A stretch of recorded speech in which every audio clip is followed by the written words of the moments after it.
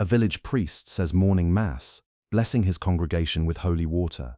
In the third row sits a woman with a child on her lap, a boy about 5 years old with the priest's eyes and the priest's chin. Everyone in the village knows the woman is the priest's housekeeper, the child is his son. No one speaks of it openly, but the truth is as visible as the altar itself. Priestly celibacy was church law, but human nature was stronger. Across medieval Europe, priests fathered children despite their vows, creating a shadow population of illegitimate offspring who couldn't be acknowledged but couldn't be hidden. What did these priests do with their children, and how did a church that demanded celibacy handle the thousands of sons and daughters born to men who were supposed to remain chaste? Before we uncover the scandals, cover-ups, and quiet arrangements that sustained this open secret, if you're fascinated by how medieval institutions managed the gap between doctrine and reality, subscribe now. The most shocking part is still ahead. The Catholic Church's position on priestly celibacy was clear. Priests took vows of chastity. They were married to the church, and sexual relations were forbidden.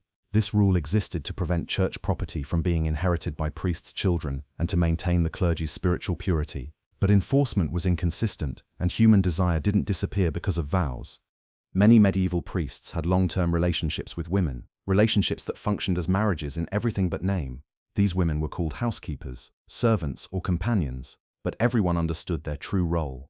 They lived in the priest's home, managed his household, and bore his children. In rural parishes especially, where oversight was minimal, these arrangements were common and openly tolerated. Children resulted from these unions regularly. Birth records, when they exist, sometimes note the father as clergy or use euphemisms, but more often the child was simply registered without a father's name or with a false father listed. The mother's identity was recorded, the child was baptized, and life continued. The existence of these children created immediate problems. Canon law declared them illegitimate, which meant they had no legal right to inherit property or pursue certain careers. They were stigmatized from birth, marked by their father's sin, yet they were also the priest's responsibility. He couldn't publicly acknowledge them, but he couldn't completely abandon them either. The most common solution was keeping the children nearby under a false identity.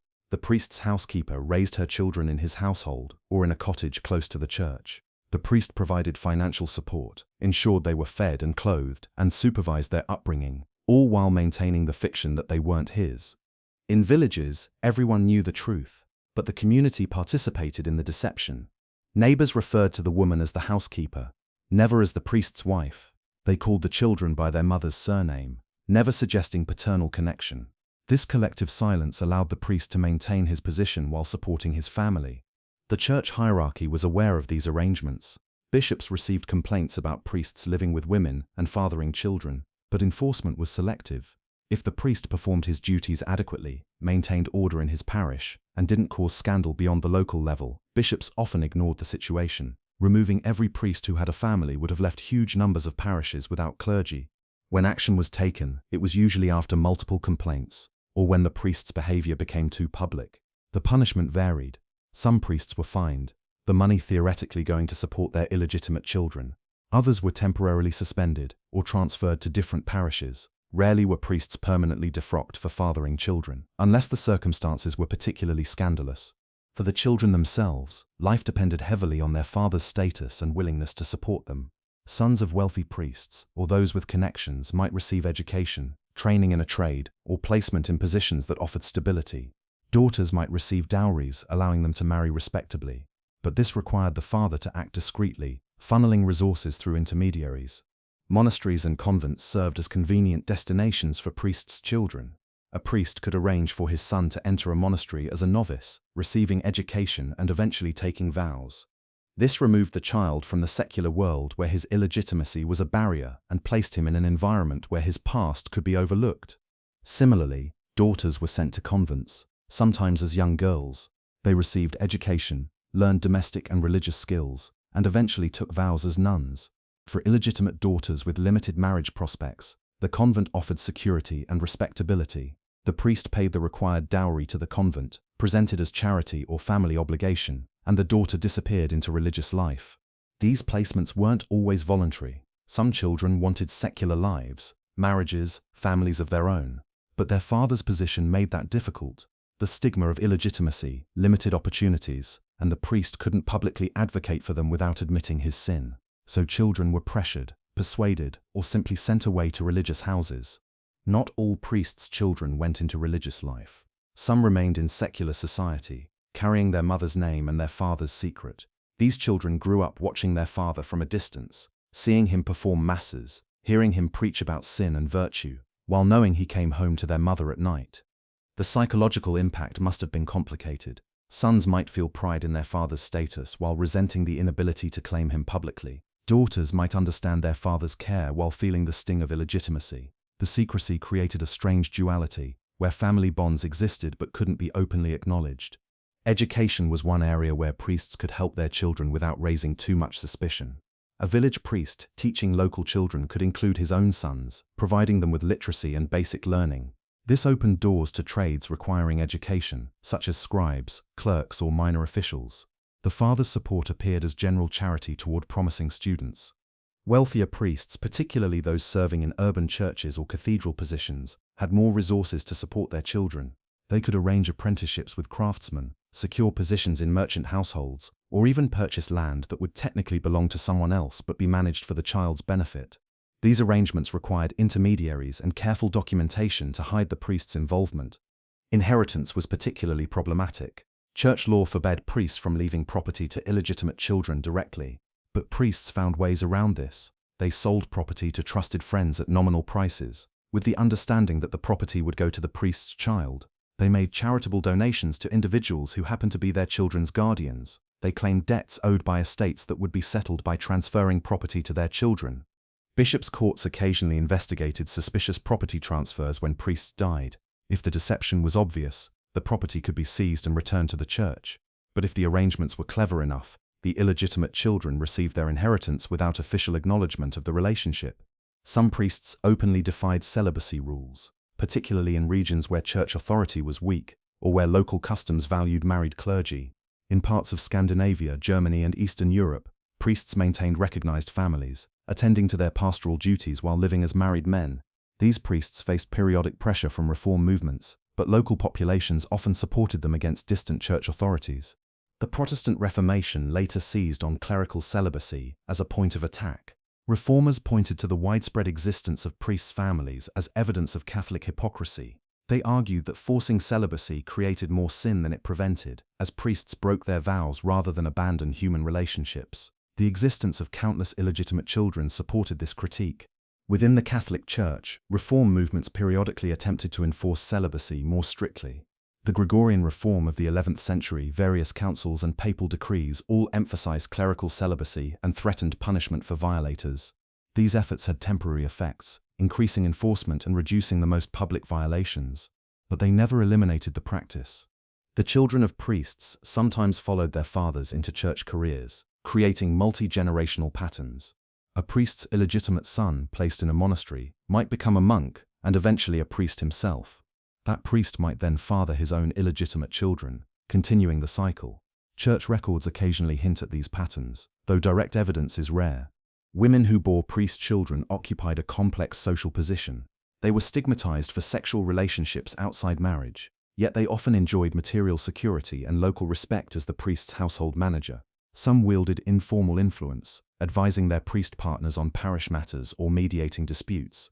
Others lived quietly, trying to avoid attention while raising their children. The economic arrangements varied widely.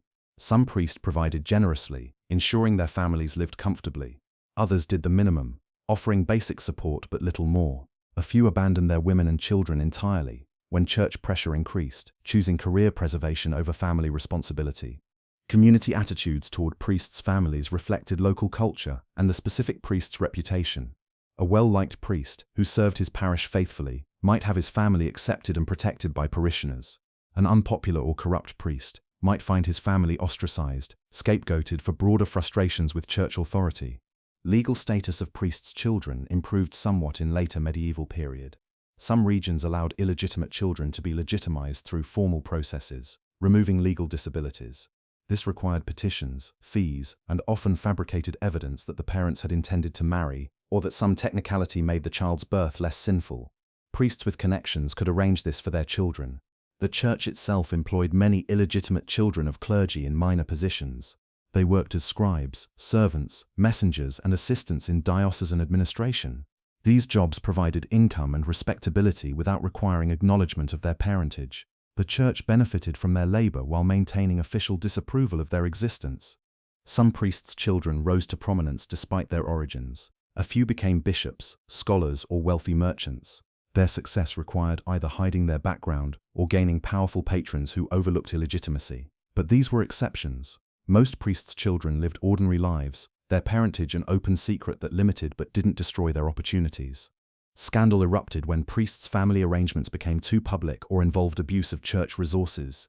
If a priest diverted significant church funds to support his family, if he appointed his sons to church positions through nepotism, or if his relationship with his housekeeper became publicly disruptive, bishops were forced to act. Removal from office, financial penalties, or forced separation might result.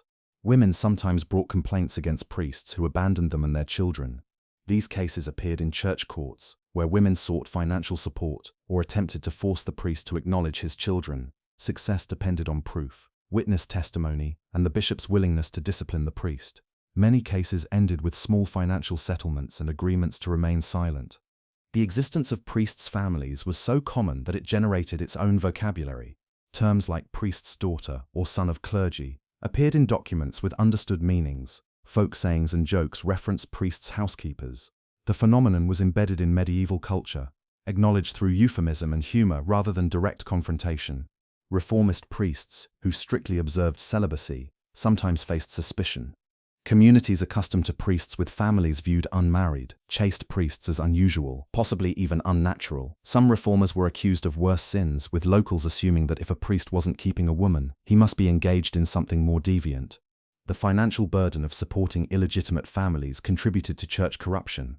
Priests needed more income than their official stipends provided, so they charged higher fees for services, demanded additional tithes, or engaged in side businesses. Parishioners resented these exactions but understood their cause, creating cycles of resentment and tolerance. Documentation of priests' children exists, scattered through medieval records. Baptismal registers, wills, court proceedings, and property transfers all contain hints. Historians piece together patterns from these fragments, revealing that priests' families were not rare exceptions, but common features of medieval church life. What did medieval priests do with their illegitimate children? They kept them close while pretending they belonged to someone else. They sent them to monasteries and convents where illegitimacy could be forgotten. They arranged secret inheritances through trusted intermediaries. They educated them when possible, supported them when necessary, and hoped the local community would maintain the collective fiction that allowed everyone to look the other way. The church demanded celibacy. Priests broke their vows, children resulted, and medieval society developed elaborate systems of denial that let life continue despite the contradiction.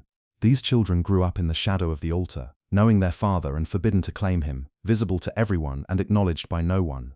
If you enjoy the hidden sides of medieval life, hit subscribe and give this video a like.